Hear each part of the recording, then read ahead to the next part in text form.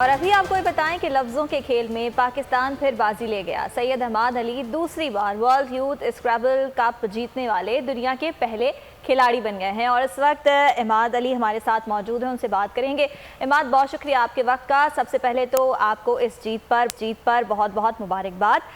जानना आपसे ये चाहेंगे कि इसके पीछे कितनी मेहनत थी और किस पॉइंट पर आपको ये लगा कि अब आपकी प्रैक्टिस इतनी ज़्यादा हो गई है कि आप इसमें पार्टिसिपेट कर पाएंगे और जीत भी पाएंगे?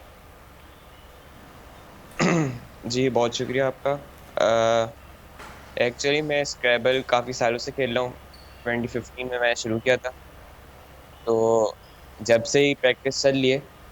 और इसके अलावा इस टूर्नामेंट की प्रैक्टिस मैं स्पेशली 2 महीनों पहले से कर रहा था। इससे मेरे कोच वसीम खदरी, पाकिस्तान स्क्रैबल एसोसिएशन, मेरे स्कूल सब ने मदद की, तो उम्मीद ये थी कि जीतें और अल्हम्दुलिल्लाह कामयाब हो पाए।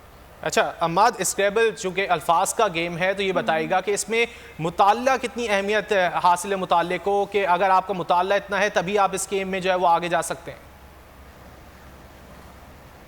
जी, स्क्रैबल बेसिकली लफ्ज़ों का ही गेम है। तो ये है कि आपकी वोकैबुलरी वो काफ़ी ज़्यादा होनी चाहिए और रीडिंग स्किल्स जैसे आपकी हो, जिसकी बेहतर होती है वो तो कह सकते हैं कि वो अच्छा परफॉर्म करेगा। ठीक है अहमद, ये बताइएगा कि वोकैबुलरी को बेहतर करने के लिए क्या किया जाता है, कौन से स्किल्स हैं जिन्हें यूज़ किया जाता है और इसकी प्रैक्टिस कैसे की जाती है? शुरू में तो वोकैबुलरी आपकी रीडिंग से ही आती है ज़्यादातर। जैसे मुझे बचपन में रीडिंग का काफ़ी शौक था, तो शुरू में स्क्रैबल में काफ़ी आसानी हुई इस वजह से।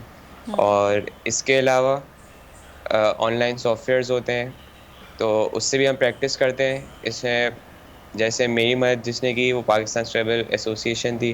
उन्होंने बताया कि किस तरह वर्ड स्टडी करते हैं, किस तरह बेटर यूटिलाइज़ करते हैं अपने टाइल्स को और इस तरह की बातें। अच्छा अम्माद, जब अल्फाज का ये गेम है तो बहुत से अल्फाज आपके जहन में होते हैं लेकिन याद नहीं आ रहे होते हैं, तो उनको याद करने के लिए कौन सी ट्रिक्स जो है वो इस्तेमाल की जाती हैं? जी, ये तो बेसिकली एक्सपीरियंस से ही आता है। जितना ज़्यादा आप खेलेंगे उतनी ज़्यादा आपको आदत होगी कि आप वर्ड देख सकें।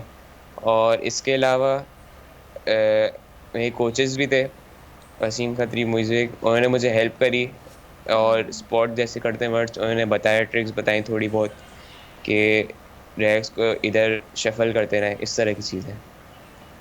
ठीक है अहमद, कुछ ट्रिक्स उन लोगों को भी बताएं जो स्क्रैबल में इंटरेस्टेड हैं, गो कि वो पार्टिसिपेट नहीं करना चाहते, लेकिन जाहिर है कि सबको ख्वाहिश होती है कि उनकी वोकैबुलरी इंक्रीज़ हो, तो उसके लिए क्या किया जा सकता है? मेरी एडवाइस तो यही है कि रीडिंग करें ज़्यादा से ज़्यादा, क्योंकि मुझे याद है कि पहले ही रीडिंग का बहुत शौकीन था, अभी भी शौकीन हूँ और सबसे ज़्यादा मेरी उससे वोकैबुलरी बढ़ी है। ठीक है तो अहमद, रीडिंग पे वोकैबुलरी के अलावा स्पेलिंग्स का भी थोड़ा सा मसला होता है, तो स्पेलिंग्स को याद करना पड़ता है या उसकी भी कोई ट्रिक होती है?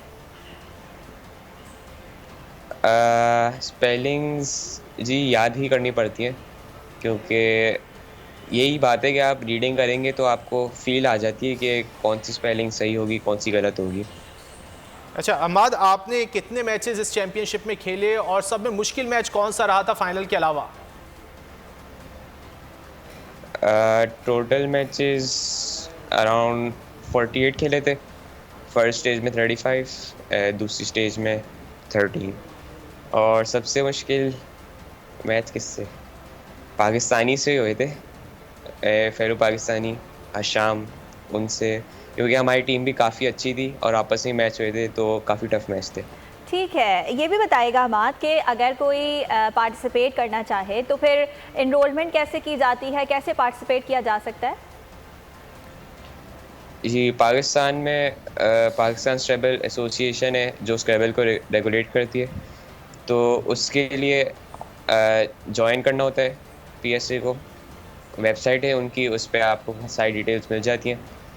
और फिर होता है कि क्वालिफायर्स खेलते हैं पाकिस्तान के टॉप यूथ प्लेयर्स, और फिर उसमें से टीम सेलेक्ट होती है।